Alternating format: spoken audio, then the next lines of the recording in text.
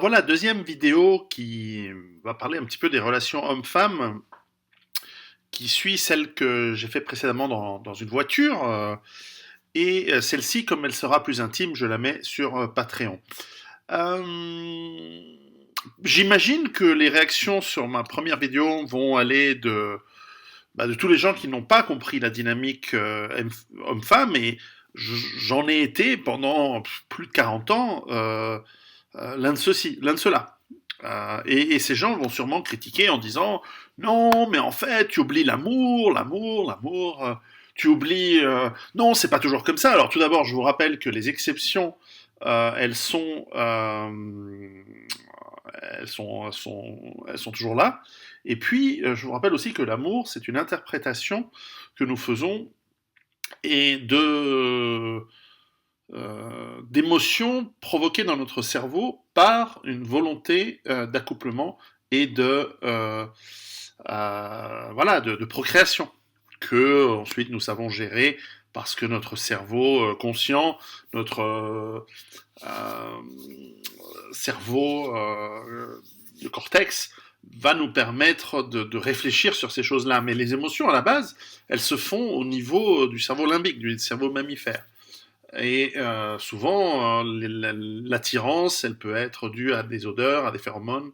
Elle peut être aussi due à ce que notre cerveau interprète une fécondité très, très forte, très possible avec l'homme ou la femme que vous avez observé. Ensuite, il y a un amour construit, bien sûr, que l'on construit, mais qui est en fait une réponse à des valeurs, à des vertus que vous estimez chez l'autre. Et donc, il y a une forme d'estime, et c'est une forme d'estime et d'amitié, mais souvent cet amour-là n'a pas à voir avec la sexualité. Ça peut être ce qui est la base de beaucoup de relations platoniques ou amicales. Et elles existent, et y compris entre hommes et femmes, elles peuvent exister, bien que justement, la sexualité va probablement parasiter la chose. Euh, et puis, il y a aussi des couples qui n'ont plus beaucoup d'attirance sexuelle, mais qui gardent une estime mutuelle et finalement une amitié, et qui préfèrent rester ensemble au fur et à mesure des années, parce que aller de nouveau à la chasse, aller retrouver des nouvelles relations, etc., c'est plus chiant qu'autre chose. Alors on préfère rester sur quelque chose qui est sexuellement très médiocre ou alors même inexistant plutôt que de retourner dans la nature. Mais grâce à cette estime mutuelle, cette amitié, finalement on reste ensemble et puis souvent avec les enfants, etc. Mon expérience, mon observation des gens à travers le monde, c'est qu'en général, les couples qui ont peu de sexualité ont une relation qui est souvent basée sur la femme qui fait chier le mec et le mec qui lâche de l'oseille ou du temps. Et alors moi je sais pas comment ça peut ne pas donner des cancers, ce genre de truc, mais femme cause numéro un des cancers dans le monde chez les hommes, probablement. Mais enfin, voilà. Alors dans cette deuxième partie, je vais parler un petit peu. Alors c'est comme je disais, c'est un peu intime. Je vais parler un petit peu de mon expérience et à chaque fois, je vais la commenter par rapport au niveau de red pill ou pas que j'ai pu avoir. Alors, je viens d'une famille avec un père et une mère qui se sont rencontrés très jeunes, comme on se faisait à l'époque, qui était en gros pratiquement leur toute première relation, enfin même probablement la première relation qu'ils aient jamais eue. Mon père devait avoir 21 ans, ma mère 17, et ils ont fini par se marier, et donc je pense qu'ils ne n'ont connu que eux-mêmes. Et c'est très bien. Et donc à cette époque, ça se faisait de se marier pour toute la vie et tout, et c'est très bien. Et voilà. Et ça a bien marché pour eux et tout. Donc leur éducation de ce que étaient les rapports hommes-femmes et surtout l'image qu'ils ont donnée, qu'ils m'ont donné, c'était quelque chose de très fusionnel, de très euh, où ma mère était une femme au foyer, donc qui était toujours aux petits soins, qui s'occupait bien de son mari, lui allait travailler, ramener la bouffe, l'argent, et donc c'était enfin une forme de relation très traditionnelle qui m'a été donnée comme image. Mon père étant dans l'ère du temps des années 50, 60, 70, plutôt assez progressiste en fait, bien que pas de gauche du tout, mais enfin progressiste dans l'approche. Par exemple, il me dit toujours, ah, les femmes, elles sont super, elles peuvent faire tout. Donc, en fait, je baignais dans une culture où les femmes étaient mises sur un piédestal, et mon père ayant beaucoup de charme, il traitait les femmes, et certainement expliquait qu'il fallait traiter les femmes avec beaucoup de considération, qu'elles étaient extraordinaires, que blablabla. Donc, forcément, j'ai grandi et puis il y avait encore les restes de cette image où il fallait pour un homme être le pro-chevalier, être voilà, le prince charmant d'une femme. J'ai grandi avec cette image très romantique et très idéalisée de la femme qu'il fallait mettre sur un piédestal et qui était pure, belle, à conquérir et à garder et pour toute la vie. Voilà. Et donc, lorsque j'ai commencé à être intéressé par les filles à l'adolescence, vers 13-14 ans, euh, eh bien, évidemment, on m'a jamais appris, personne, enfin mon père et ma mère encore moins, ne m'ont appris comment ça fonctionnait, quelle était la sexualité. J'ai vite compris qu'ils n'y connaissaient rien, c'est-à-dire que d'un point de vue pratique, j'imagine que oui, mais d'un point de vue théorique, et certainement d'un point de vue pédagogique, et en plus ça se faisait pas à l'époque, je n'ai rien eu comme information là-dessus. Et c'est peut-être tant mieux. C'est peut-être très bien comme ça. Et donc, voilà, moi j'ai approché des filles quand j'étais jeune. Alors, ce qu'il faut aussi dire, c'est que j'étais dans une classe où tout le monde était plus âgé que moi, car j'ai sauté des années. Euh, voilà, mon intelligence supérieure a fait qu'on m'a fait passer des classes. Et donc, j'étais dans des classes avec des gens qui avaient 2 ou 3 ans de plus que moi. Et donc, filles comprises. Et donc, forcément, lorsque vous êtes un jeune garçon de 13-14 ans et que dans votre classe les filles ont 15, 16, voire 17 ans, euh, vous êtes encore pratiquement un enfant et vous êtes entouré de jeunes hommes et de jeunes femmes que vous pouvez ou pas désirer, qui sont presque des hommes et des femmes. Et donc, pourquoi une fille de 16 ans s'intéresserait à un garçon de 14 alors qu'elle pourrait s'intéresser à un garçon de 16 ou de 17 ou de 18, voire de 40. donc, dans la logique des femmes, et je vous renvoie au séminaire de Stéphane Edouard sur comment ça fonctionne, eh bien, la femme ne va certainement pas s'intéresser à quelqu'un qui, en étant déjà plus jeune, dans une école ou dans un lycée, a un statut social bas, puisque c'est le plus jeune. Il n'a pas encore pu conquérir et faire sa place, et physiquement, il est encore un peu moins développé, plus petit que les grands, bien que je les ai rattrapés. Je suis costaud, je suis grand, etc. Mais enfin, pendant de nombreuses années, j'étais sur la queue du peloton, si je puis dire. Et donc, à l'école, j'avais aucune chance. Les filles, elles me calculaient jamais, c'est impossible. C'était voilà, une fille de 16 ans ne va pas calculer un mec de 14. Alors qu'il y a d'autres possibilités. Donc mon apprentissage n'a pas pu se faire à l'école, donc je veux dire, j'ai même pas essayé en fait. Je me souviens que dans ma classe, je savais d'avance que c'était impossible. Alors évidemment, tu rencontres d'autres filles par d'autres endroits. Alors dans ma famille, on allait à l'église le dimanche, donc forcément tu rencontrais des filles, mais après il fallait rentrer à la maison bouffer, donc j'avais pas vraiment le temps de les rencontrer. Et puis j'habitais loin. J'habitais à la campagne alors que tous mes camarades de classe étaient à la ville, et je prenais les transports tous les matins pour aller à la ville. Et à la campagne, je connaissais personne. Et donc, je n'avais pas de cercle. Alors, dès que mes parents rencontraient, allaient dîner, faisaient un collègue, voyaient des collègues et qu'ils avaient des enfants, et qu'elles étaient de mon âge et qu'en plus elles me plaisaient, ça pouvait être intéressant. Et c'est arrivé une fois, je me souviens très bien, je devais avoir 14 ans, tout juste 14 ans et quelques mois, eh bien, la fille d'une amie de ma mère, je l'ai rencontrée lors d'une soirée et je sais absolument pas comment m'y prendre. Alors, je dis bonjour mademoiselle, enfin voilà, t'aimes quoi comme musique? Alors elle me dit j'aime bien Duran Duran. Ah ouais, moi j'aime bien, alors c'est 1984, hein, 83, 84. Je dis ah ouais, moi j'aime bien Supertramp. Bon, bref, tu sais pas trop comment aborder une fille, donc tu parles, tout ça. Alors bon, je pense que mon physique, qui était déjà à l'époque assez grand et athlétique, etc., bah, ça a peut-être dû lui plaire. Elle a accepté. Je lui ai dit, ah, est-ce que tu veux aller au cinéma? Alors le week-end suivant, j'ai pris son numéro de téléphone. Alors à l'époque, il fallait téléphoner. Bonjour madame, est-ce que je pourrais parler à votre fille? C'était compliqué, il n'y avait pas de réseaux sociaux, il n'y avait pas de messagerie, il n'y avait pas de téléphone portable, il fallait passer à travers la ligne téléphonique avec le numéro. Donc déjà, il fallait choper. Donc déjà, ma mère, ah, qui tu téléphones? Ah, une fille, ah bon? Ah, c'est qui? Donc lourd, lourd, lourd. Tu peux pas faire tes expériences tranquilles dans ton coin. En plus, à l'époque, il n'y avait pas de porno, hein, donc c'était... je veux dire, tu avais le catalogue de la Redoute avec la section lingerie féminine, c'est tout, hein, comme imaginaire. C'était même avant le porno de Canal+, en, en crypté, qu'il fallait, tu descendais à 2 heures du matin le samedi soir, en douce, sans que personne t'entende, t'allumais la télé, tu voyais le... Voilà, par la curiosité du jeune homme qui est curieux de ces choses-là. Bref, c'est beaucoup plus simple la génération d'avant où, en gros, un père disait à son fils, bon écoute, le sexe va t'obséder, au lieu d'être obsédé par ces conneries, tu verras, c'est surévalué, perds pas ton temps, bosse à l'école, et en attendant, je t'amène au bordel. Comme ça, tu te fais déniaiser,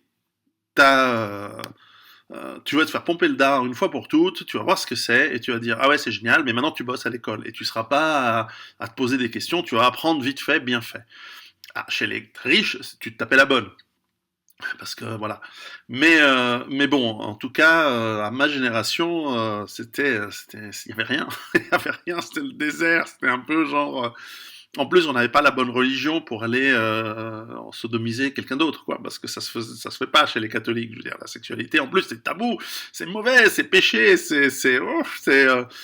bref. Donc, je me souviens cette jeune demoiselle, Francesca, elle s'appelait. Alors, j'avais été amoureux de filles avant, mais sans succès. C'est-à-dire, j'étais très romantique, donc même enfant, donc j'avais une amoureuse, comme les enfants peuvent l'avoir parfois quand j'avais 5 ans, 6 ans à l'école. Ensuite, une autre, je me souviens très bien, Elsa, une Alsacienne très jolie, blonde, yeux bleus, qui voulait absolument pas de moi, évidemment, parce que j'allais puis j'étais le plus petit de la classe. De l'âge de 7 ans à 12 ans, j'étais là, j'aime Elsa. Bref, ridicule, le petit. Et donc, cette Francesca, j'arrive à l'inviter au cinéma. Et je me souviens très bien, on allait voir le film Ferris Bueller's Day Off, donc ça devait être en 84, je pense, de mémoire. Et sortie du cinéma, je lui dis, tu sais, je t'aime bien. Elle me dit, ah oui, moi aussi, je t'aime bien, etc. Je lui fais un petit bisou, donc ça n'a même pas roulé un patin, hein, c'était vraiment un petit bisou sur la bouche. Bon, au revoir, ok. Tout content. Le lendemain, on devait se revoir. On s'est dit, on se revoit demain.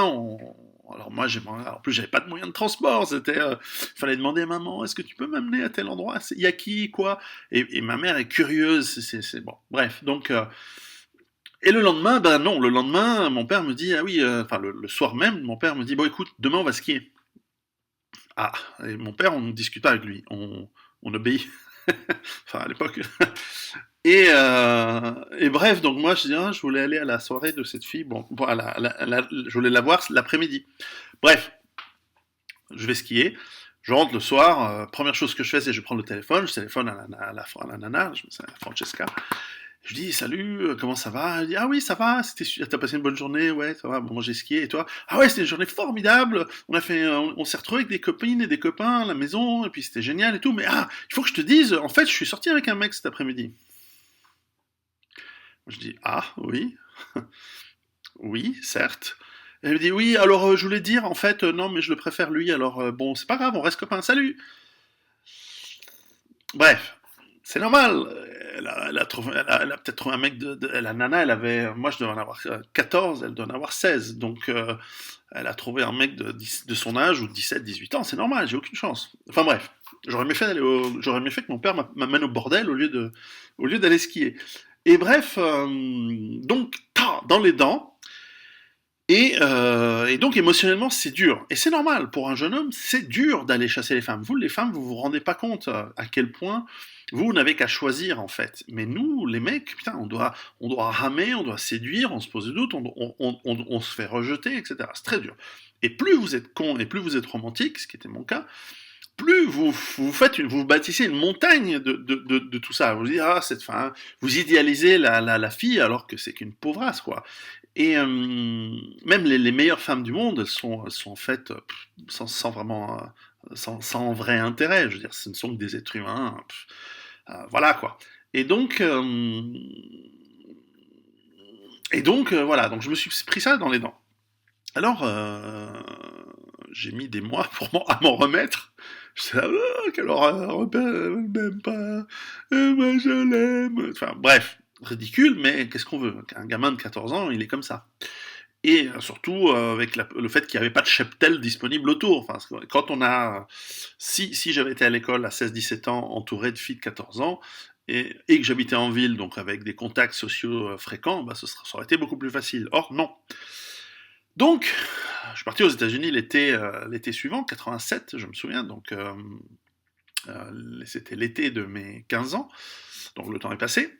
Et là, aux États-Unis, je rencontre, là où j'étais dans une école pour l'été, une école pour surdoués, c'est assez intéressant, enfin bref, c'est une longue histoire, c'est pas le sujet. Et donc, dans cette école, je rencontre une jeune femme, une jeune fille de mon âge, 15 ans elle aussi, euh, donc américaine, Elisabeth, elle s'appelait, très jolie, jolie peau claire, des jolis yeux noisettes, d'origine portoricaine, mais portoricaine blanche, donc plutôt hispanique, mais claire, enfin peu importe. Et je sais pas, malgré le fait qu'on parlait pas très bien, là, moi je parle pas encore super bien anglais, et bref, hein, clic, clac, et je sais pas si c'est le fait, et là, alors oui, patin, machin, et sexe, direct. Ah, bah, quand il y a l'attraction, il y a l'attraction. Sauf que, heureusement, ben voilà, j'ai même pas pensé aux capotes, machin, et puis elle non plus, enfin, il y a pas de. Donc, heureusement, j'ai maîtrisé le truc, c'est rien passé, ce qui était chiant, parce qu'en fait, voilà, pour les jeunes hommes, les premières fois qu'ils ont vraiment une érection et qu'ils n'arrivent pas, mais une vraie, hein, pas l'érection du matin, une vraie érection de sexe et que vous n'aboutissez pas, vous n'arrivez pas à éjaculer, euh, il y a ce que les Américains appellent les blue balls, je ne sais pas comment on dit en français, il y a sûrement une expression, et en gros, vous avez un peu en fait, probablement c'est le muscle et les tendons qui sont à la base du sexe qui font que vous avez une érection et qui tirent les testicules vers le haut. Bon, bref, on s'en fout. Mais donc je me souviens très très bien que c'était, ah putain, c'est quand même beaucoup de boulot pour ça. Bref, de toute façon, j'ai pas su m'y prendre, enfin le sexe était génial, mais enfin, même sans orgasme. Et j'ai trouvé ça très intéressant, ce côté humide, chaud, les caresses, les bisous en même temps, enfin c'était extraordinaire. Donc 15 ans. Mais retour, alors je me suis fait évidemment lourder après plusieurs semaines, parce qu'à cette époque, ben voilà, oui, bon, ben en fait, bon. Alors elle me l'a pas dit, tu vois, au moment elle m'a ignoré, et puis bon, alors j'aurais préféré qu'on vienne me dire, bon écoute, casse-toi tu pues. Ça, au lieu de m'ignorer, et puis moi je comprenais pas, alors évidemment. Et puis à partir de ce moment-là, ça a été un peu la traversée du désert. Je me souviens que 16 ans, 17 ans, 2 ans en tout cas, bah, à l'école, bah, pareil, j'étais jeune. De toute façon, il fallait beaucoup travailler. Et puis, je sortais jamais en ville, donc on faisait les soirées, puis on savait pas trop. Moi, je savais pas comment m'y prendre. On sortait, salut, tu veux sortir avec moi? Oui, non, non, ok. Puis tu fais quoi? Tu vois, les quelques. À l'époque, on appelait ça les booms, je sais pas quoi. C'est des sortes de soirées où tu allais danser, il y avait des musiques et tout. Puis juste le fait de tu veux danser, ouais, tu veux m'embrasser. Ouais, aucune technique, zéro. C'est vraiment la capacité totale de savoir gérer une relation. Mais enfin, j'imagine que c'est comme ça qu'on apprend. Mais enfin, j'ai jamais eu de coach, personne m'a appris, personne m'a et au contraire, j'avais plutôt mes parents qui étaient des casse-couilles en disant, je me souviens d'ailleurs, bien avant, une fois j'avais dansé avec une fille, mais peut-être je devais avoir 12 ans. Au bal du village en Italie, un truc totalement, un truc de bled, du bled. Et je me souviens que j'avais dansé avec une fille qui probablement me plaisait, ou disons qu'elle devait avoir les signes, elle aussi, d'attraction vis-à-vis de moi, et moi aussi vis-à-vis d'elle. Ça m'est arrivé 2, 3 fois vers l'âge de 12, 13 ans. Euh, et mes parents avaient remarqué, ma grand-mère avait remarqué. Et en gros, je me suis fait engueuler en disant touche pas à cette fille parce que son oncle est retardé mental, alors on veut pas de ça dans la famille. Donc c'était déjà.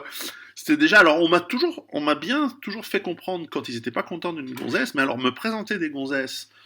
Mes parents, ils ont jamais su faire. Ils ont jamais, alors que par exemple récemment, à l'enterrement de mon père d'ailleurs, j'ai rencontré une nana sublime, incroyablement belle, et super charmante, en plus on s'entendait bien, etc.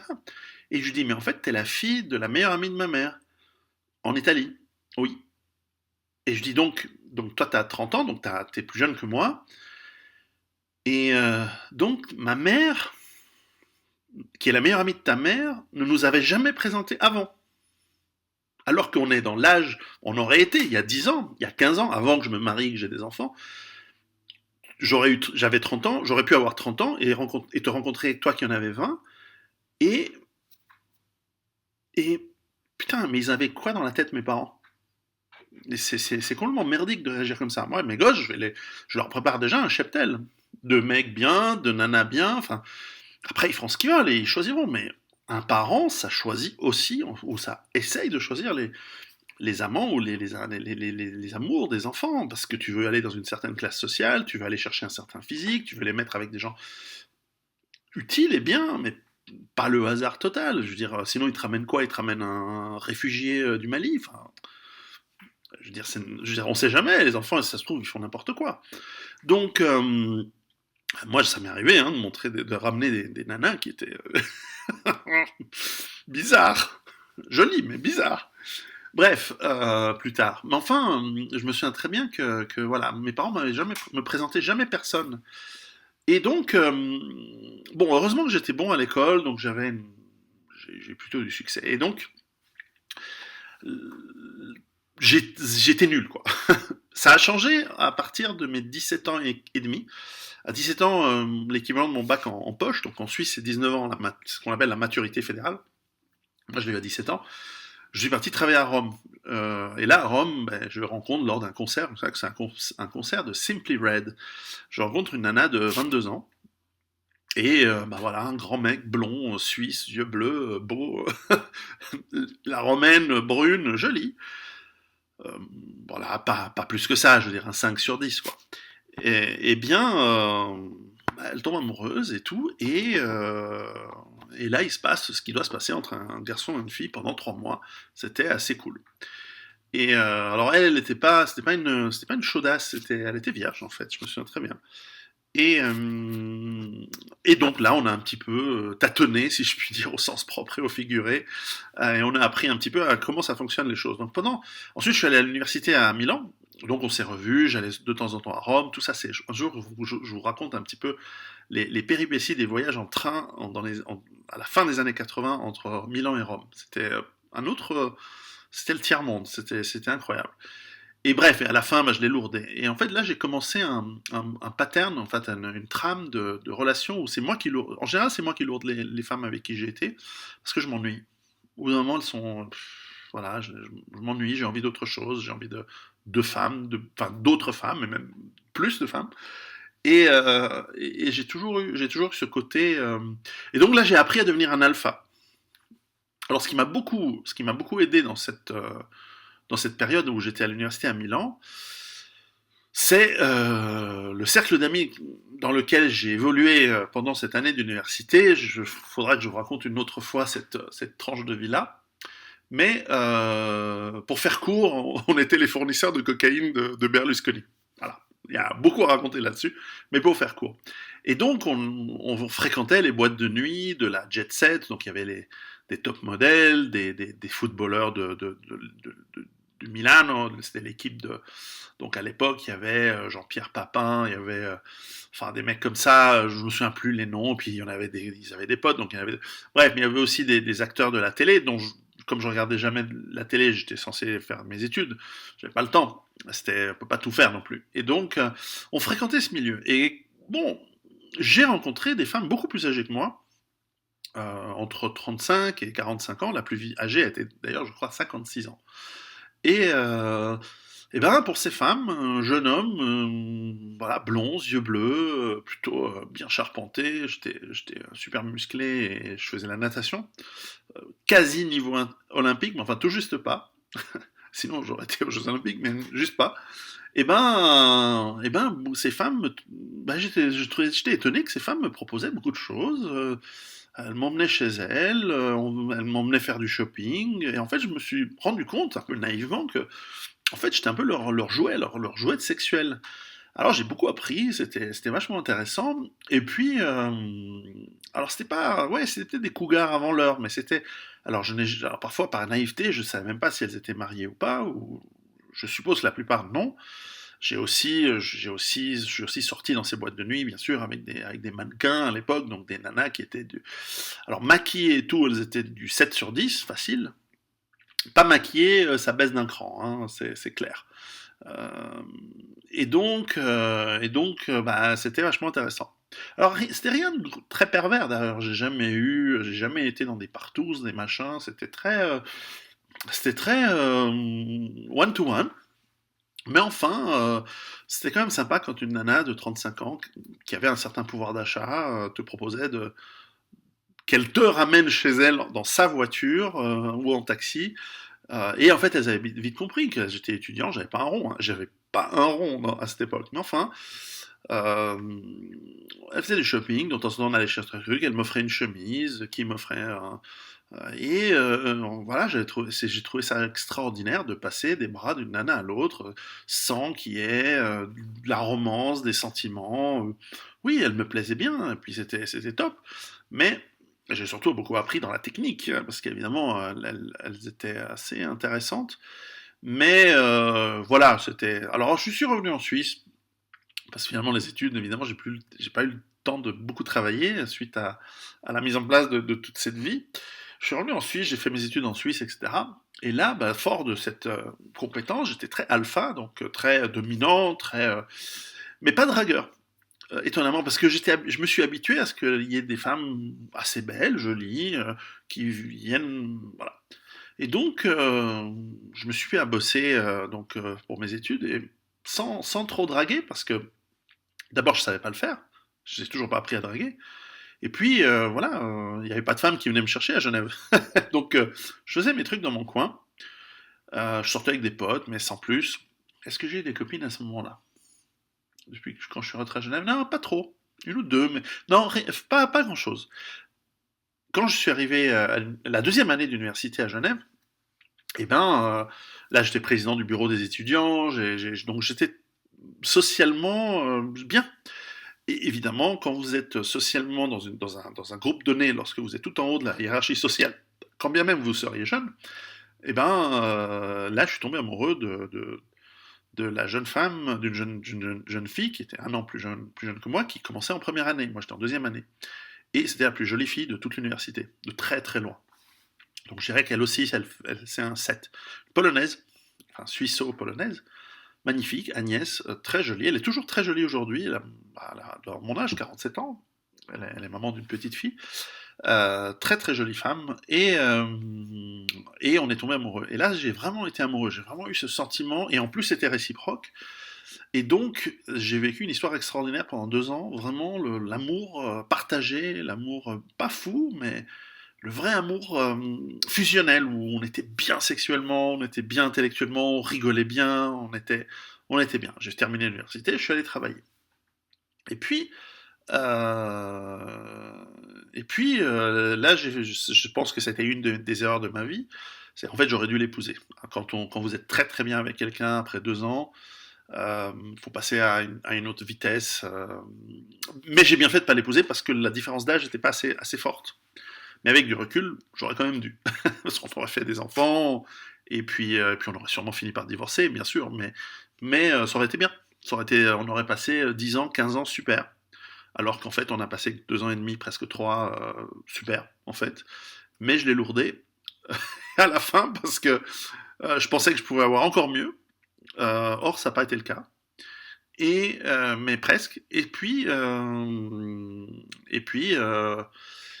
Qu'est-ce que je pourrais dire? Ouais, et puis je la trouvais très. En fait, c'est une vraie femme. C'est une femme qui voulait un foyer, qui voulait un nid. Et là, prenons un appartement tout ça, ensemble, machin. Puis moi, en fait, j'étais tranquille, j'étais chez mes parents. Enfin, je n'étais même pas chez mes parents. J'avais la maison de mes parents pour moi tout seul parce qu'ils étaient partis aux États-Unis. Donc, j'avais certainement pas envie d'avoir quelqu'un dans les pattes. J'aimais bien ma liberté, j'étais un peu égoïste. Elle, en plus, je voulais bosser, je voulais conquérir le monde. Et en fait, elle voulait un nid, et donc ça aurait été une sorte de boulet pour moi, objectivement, pour ma carrière. Alors, avec ce que je sais aujourd'hui, ça aurait été mieux de fonder une famille déjà à cette époque. Enfin, je renie pas celle que j'ai aujourd'hui, évidemment. Je suis très content avec mes 4 enfants aujourd'hui. Mais enfin, voilà, c'était voilà, ça a été une occasion ratée quelque part. Mais voilà, la vie est faite d'enseignements dus à ces relations ratées. Alors, qu'est-ce qu'on peut apprendre là-dessus? Qu'est-ce que j'ai pu apprendre? C'est que quand vous êtes alpha, eh ben, vous attirez les plus belles, les plus jolies filles. Alors, si en plus elles sont intelligentes et intéressantes et avec des valeurs et avec qui vous vous entendez bien sur tous les plans, là c'était parfait. Partout on s'entendait bien, on faisait des bons voyages, on s'ennuyait pas ensemble, on pouvait discuter d'histoire, de philosophie. Le sexe était extraordinairement parfait avec elle. Et voilà. Et puis, en fait, j'ai quitté pour une autre, et qui était moyen, qui était bof.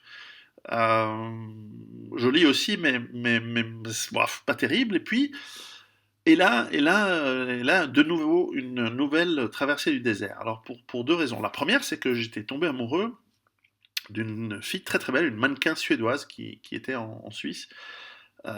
Cette OC, elle s'appelait de Göteborg, euh, extraordinairement belle, mais voilà, qui tergiversait entre son petit copain suisse et j'ai failli la suivre à Göteborg et tout, et puis à la fin ça n'a pas marché. Et donc, et là, c'était allez, je dirais pas eu, ouais, je dirais à cette époque-là, c'était un 8 sur 10. Probablement, j'ai jamais pu avoir une femme plus jolie que celle-ci. Mais enfin, on n'a pas, ça a jamais vraiment allé nulle part, malheureusement. Et à ce moment-là, ben, j'ai commencé à travailler en Afrique. Et donc, ce qui s'est passé, c'est que le fait de travailler si loin, où je revenais peut-être qu'une semaine sur deux, et encore le week-end, et que j'étais toujours en voyage, etc., eh bien, fait que tu peux pas avoir de relation, et tu ne peux même pas séduire, ni draguer, ni rencontrer qui que ce soit, parce que tu rentres de voyage, t'es crevé, donc tu dors, tu repars, ton cercle d'amis s'amenuise, parce que t'as plus le temps de sortir, t'es trop fatigué. Sur place, ben, un jour t'es au Ghana, un jour t'es en Côte d'Ivoire, un jour t'es au Zimbabwe, un jour t'es en Afrique du Sud.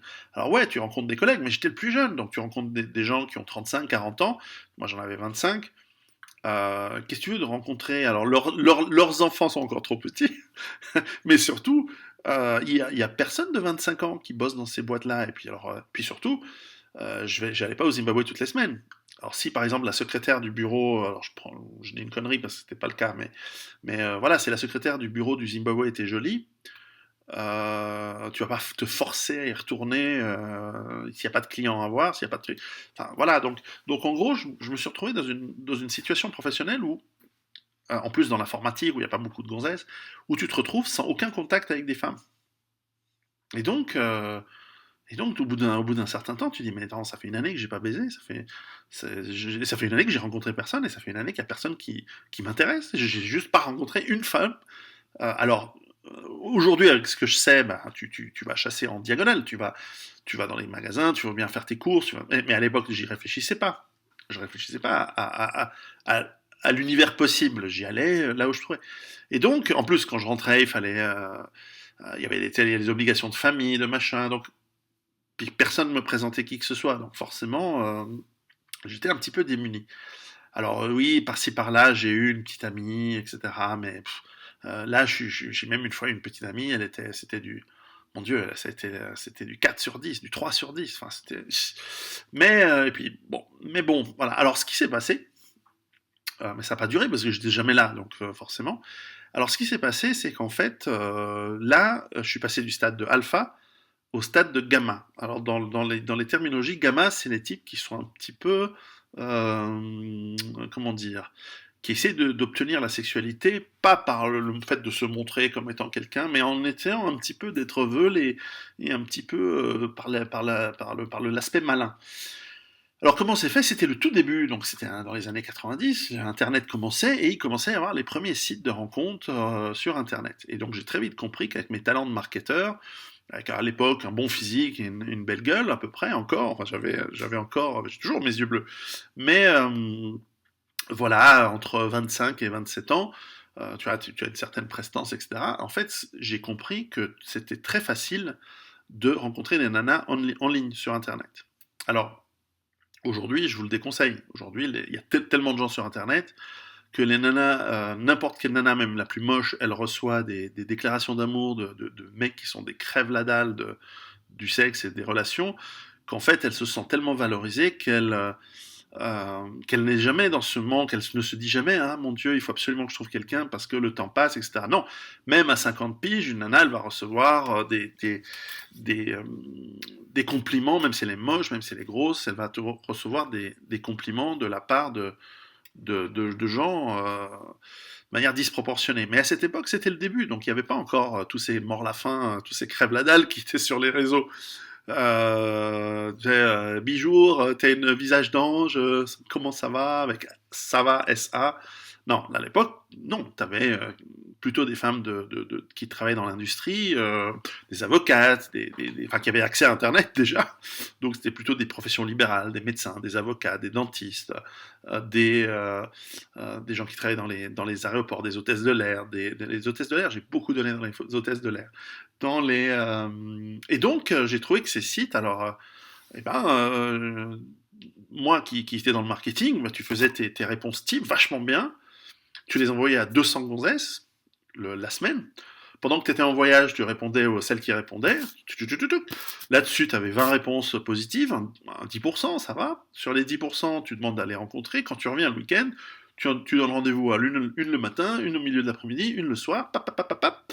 6 sur le week-end, sur les 6 qui sur le week-end, bah, il y en a 3 qui sont prêtes à coucher, que tu renvoies pour le week-end suivant, et tu recommences le processus toutes les semaines.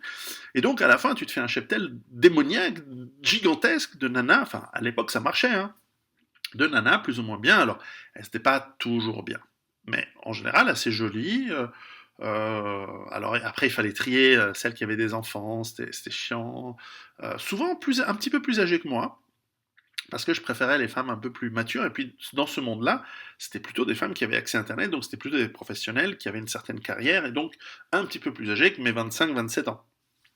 Mais enfin, ça a été extraordinaire. Donc c'est là où j'ai fait l'essentiel de mes 300 conquêtes, euh, si on peut appeler ça comme ça. Et donc là, c'était clairement, je travaillais en parallèle dans tous les sens, etc. Et là-dessus, bah forcément, j'ai rencontré des nanas qui étaient des libertines, et donc j'ai commencé à fréquenter et organiser des soirées, et à participer à d'événements, et donc je ne compte pas ça dans les 300 conquêtes, évidemment, parce que quand tu vas dans une partouze et que tu tapes 4 gonzesses, tu comptes pas 4 gonzesses, ça compte pas. C'est hors jeu, hors nombre. Mais enfin, c'était extraordinaire. Et en plus, j'avais ma petite réputation, puisque bah, je sais m'y prendre, et donc j'avais ma petite réputation, et je suis rentré dans un cercle où, en fait, il existe un monde où des hommes aiment que leurs femmes couchent avec d'autres hommes. Et donc, c'est moi qu'on appelait. Alors, comme j'avais aucune relation sentimentale à cette époque, et puis pour moi c'était totalement non lié à de la morale, après tout le sexe c'était juste pour s'amuser, eh bien c'est efficace.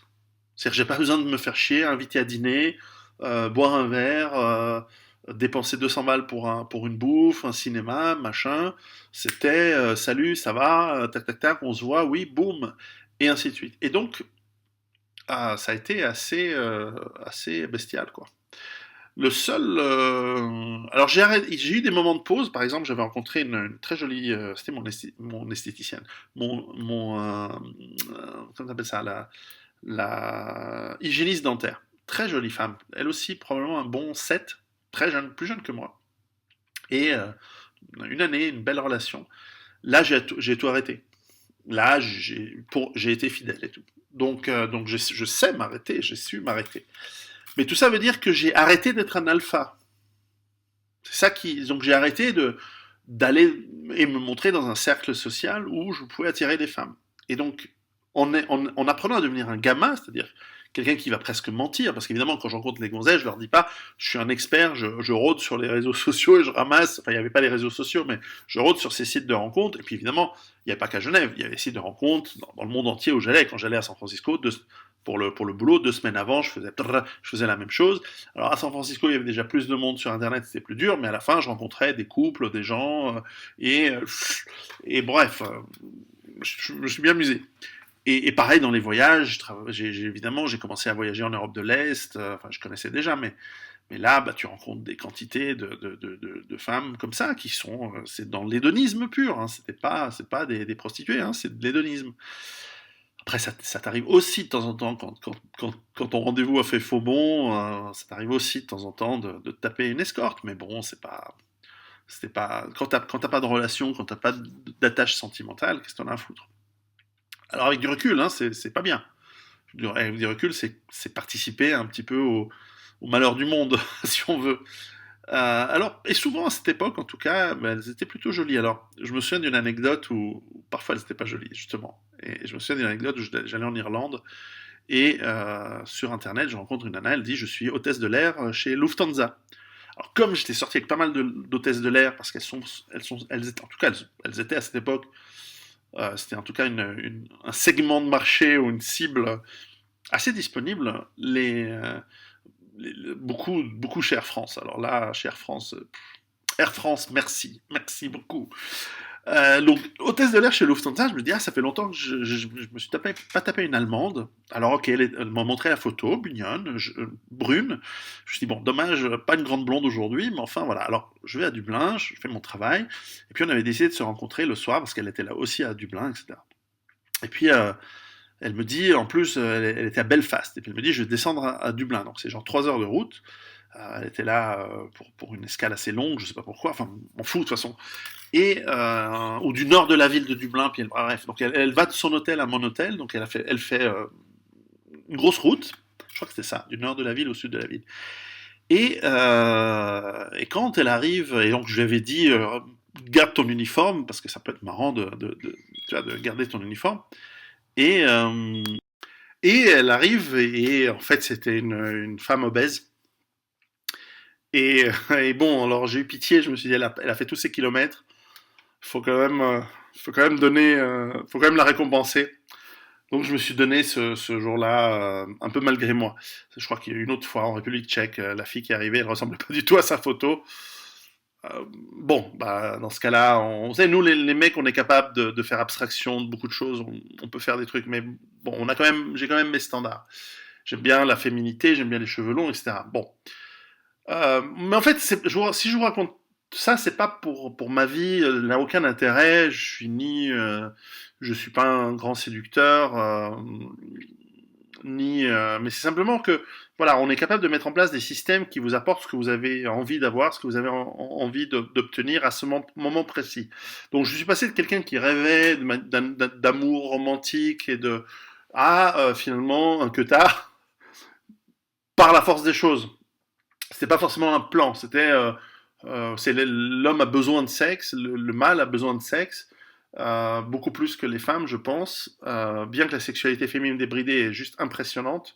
En revanche, je me suis mis dans une situation où c'est un peu compliqué. Donc, euh, et en fait, après, j'ai rencontré ma femme.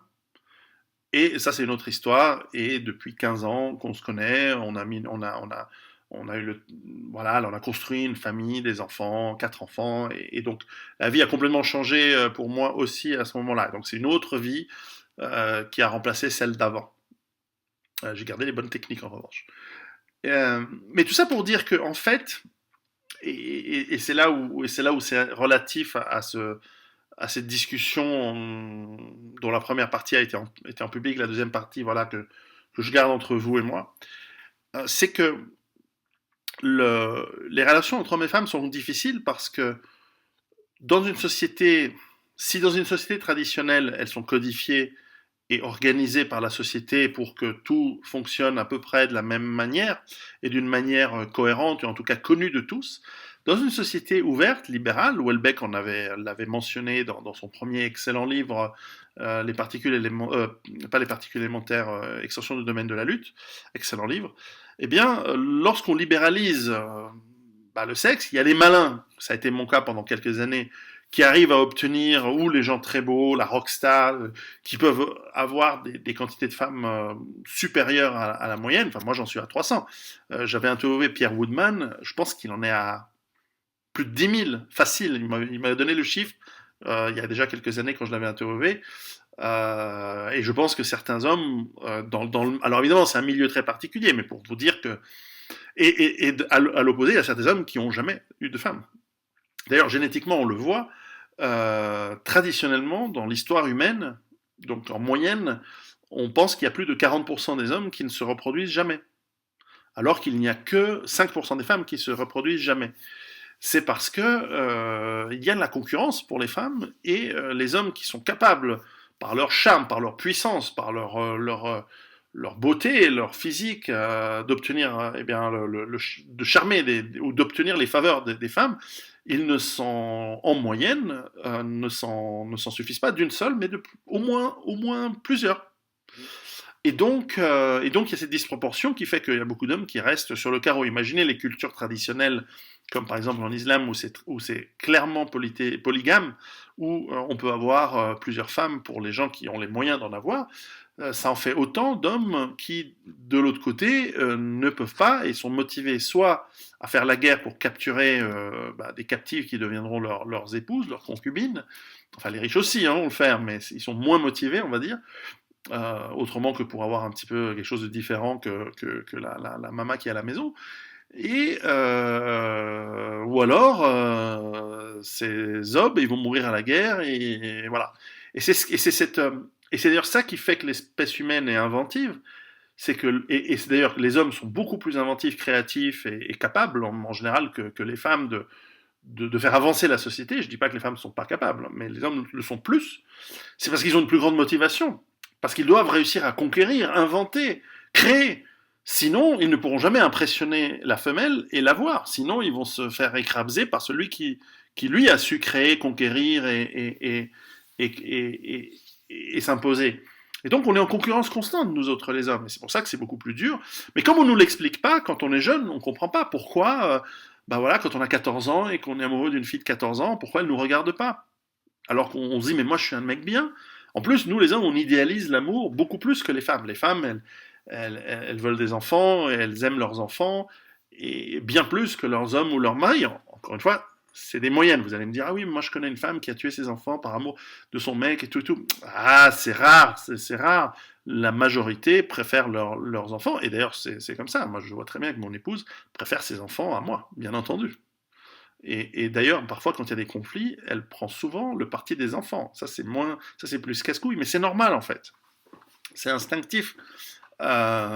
C'est dans notre cerveau mammifère depuis des millions d'années.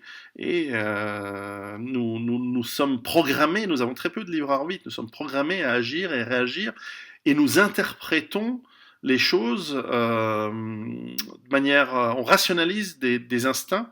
Par exemple, on va dire l'amour, c'est ce qui est le plus important. Non, l'amour, c'est l'interprétation de ton cerveau de l'attirance qui est en toi et dans celle avec l'autre depuis tous les camps. Alors j'exclus ici l'homosexualité et l'éventuel amour homosexuel, etc., qui est probablement un truc construit, mais c'est pas instinctif, c'est pas quelque chose de entre guillemets naturel. Alors ne me méprenez pas, hein, je suis pas en train de dire, mais en tout cas pas normatif. Voilà. On marche toujours sur des œufs de nos jours, c'est casse-couilles ces histoires. Bref, c'est 1% de la population qui a ce problème, donc voilà, les autres, non. Ils ont les problèmes habituels. Alors, là où je veux en venir, c'est que beaucoup de gens me disent, voilà, dans la survie, mon épouse, comment je fais pour rencontrer. Et c'est vrai que la survie passe aussi par le fait de monter une famille, d'avoir des enfants. Et d'ailleurs, la famille reste le meilleur environnement pour des enfants. Une famille homme-femme, hein, avec un couple qui tient et qui a une famille encore étendue autour pour cadrer. Mais on est dans un monde où c'est de plus en plus dur. On ne sait plus, on ne nous a pas appris comment fonctionne, comment on codifie les choses. Et puis justement, comme il n'y a plus de contrôle de la sexualité et des liens entre les personnes, j'en ai été pendant des années, pendant une dizaine d'années, une incarnation de cela, de cette j'allais dire débauche, mais ça a une connotation morale. Moi, je vois absolument aucune moralité à la sexualité. En revanche, il y a une utilité. Et donc le risque, c'est qu'on se détache émotionnellement des gens et qu'on considère les gens comme étant juste des bouts de viande, plus ou moins attirants, et qu'on considère la sexualité comme étant un jeu et un divertissement, ce qu'elle l'est, mais pas seulement. Elle est principalement une reproduction. Et donc, et un moyen de faire tenir un couple. Souvent, les femmes qui ont des enfants, après, elles oublient elles doivent garder leur mari euh, par la sexualité. Euh, quant au concept de beauté intérieure, c'est un concept qui est inventé par les moches, qui essaient de prendre leur revanche de manière gamin, encore une fois, de manière un peu sournoise, pour dire ah non non mais moi il faut être avec moi même si je suis moche parce qu'en fait c'est la beauté intérieure qui compte. Tu parles, je veux dire les hommes on n'en a rien à foutre de la beauté intérieure. C'est pour ça que quand tu demandes à un homme est-ce que le métier de ton épouse t'importe, le mec s'en fout. Je veux dire entre une nana intellectuellement vraiment intéressante mais très moche et une nana très jolie, jeune, très jolie, mais qui a un métier dont tout le monde s'en fout, bah, la plupart des gens vont choisir la jolie, s'ils peuvent. Après, ils peuvent pas. Alors ils disent non, mais en fait, c'est la beauté intérieure qui compte. C'est comme les gens qui aiment les vieilles et les moches. C'est qu'ils se sont habitués à ne pouvoir se taper que des vieilles et des moches, et dans leur cerveau, ils rationalisent en disant bah, je me tape des vieilles et des moches. Tout le monde veut la jeune et la jolie. Young, tight and pretty. Et c'est comme ça, après on rationalise, parce que voilà, moi il m'est arrivé de sortir avec des nanas un peu moches, il m'est arrivé et après tu te lèves le matin, tu te regardes dans la glace, et tu dis putain je peux pas la montrer aux autres, quoi, celle-là, c'est pas possible, et puis même, mais bon, en ce moment j'ai que ça, alors voilà, ça arrive, donc, et je sais que ça vous arrive aussi, donc voilà. Ah mais c'est du passé tout ça, maintenant je suis marié, tranquille, voilà, donc tout ça c'est... Et ma femme est jolie, donc est assez jolie. Je pense que elle vaut au moins. À jeune, elle faisait un 5,5, 6, mais maintenant c'est 5. Mais c'est parce que pour moi, je valorise les qualités de mère, de pouvoir s'occuper des enfants, d'être bien qu'elle travaille. Enfin bref, ce serait mieux qu'elle travaille pas, mais elle a souhaité travailler, c'est comme ça. Euh, quoi dire sur ce point-là? Je ferai une troisième vidéo sur justement les trucs et astuces qui fonctionnent.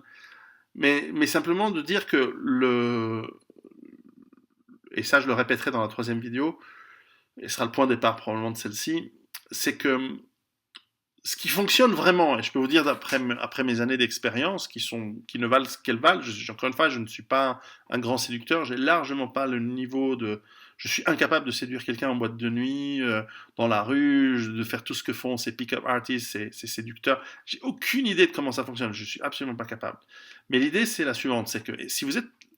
Essayez d'être la meilleure personne possible, physiquement, là il faut que je me reprenne en main, mais physiquement, intellectuellement, euh, financièrement. Et donc que votre statut social soit le plus haut possible. À ce moment-là, ce sont les femmes qui vont venir vous chercher. Alors c'est dur quand vous êtes jeune, parce que quand vous êtes jeune, vous avez envie de femmes et de baiser, et voilà, et je parle pour les hommes ici, évidemment. Et, pourtant, votre statut est faible, mais certaines femmes voient en vous du potentiel, donc vous avez votre carte à jouer.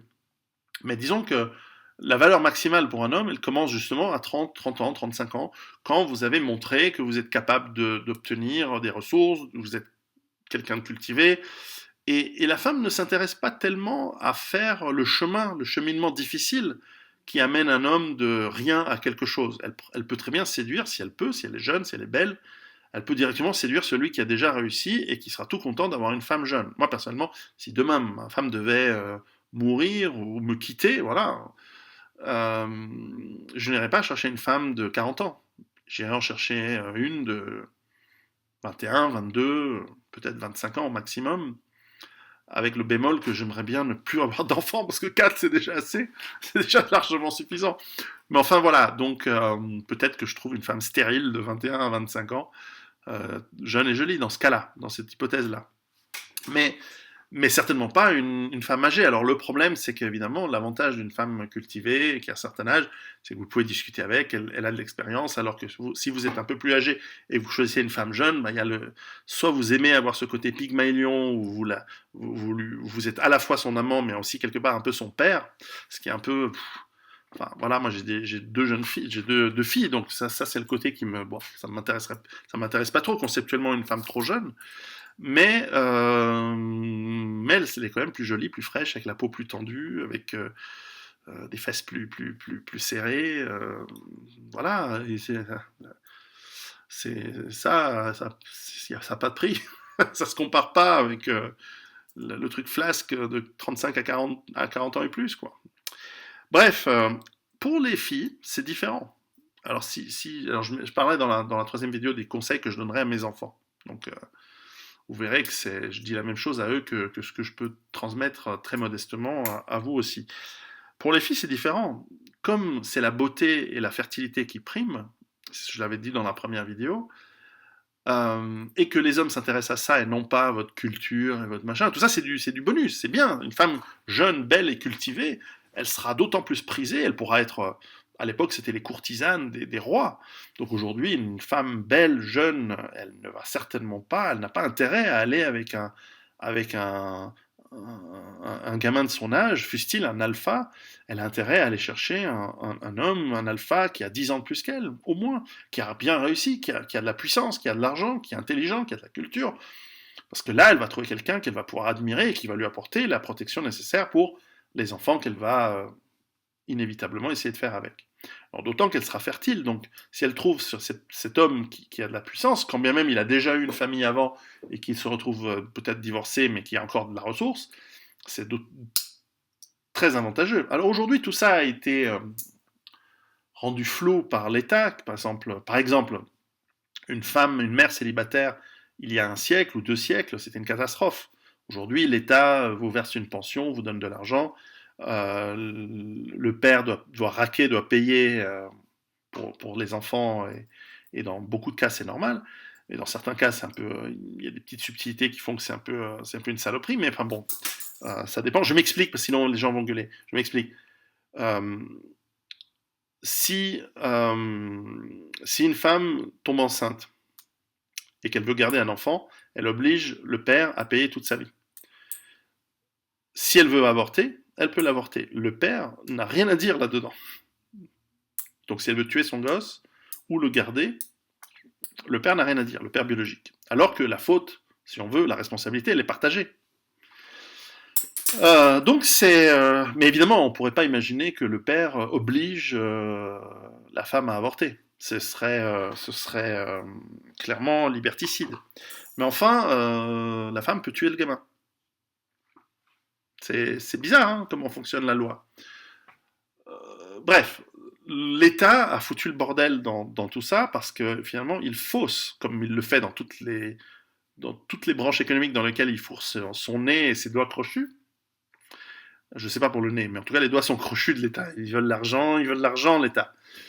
Et il vient te le voler jusque sur ton compte en banque et partout. Et donc, l'État a foutu en l'air ce qui fonctionnait. Ça fonctionnait pas parfaitement, mais ça fonctionnait. Et aujourd'hui, on a créé beaucoup de malheurs, puisqu'on ne sait plus comment faire. On ne sait plus comment mettre en place des relations hommes-femmes. On pense qu'il y a toujours mieux ailleurs. Les femmes pensent qu'elles sont toujours capables de séduire jusqu'à un âge avancé, mais après, elles ne sont plus fertiles. Et puis, c'est devenu compliqué. La confusion est considérable, comme disait justement Welbeck dans son livre. Et cette hypergamie dont je parlais dans la première vidéo féminine, en fait, la sexualité masculine, elle est facile, elle est compréhensible. Un homme va toujours vouloir avoir une femme jeune et belle, mais la morale, la société lui inculque le sens des responsabilités pour qu'il s'occupe de son épouse et qu'il s'occupe de ses enfants.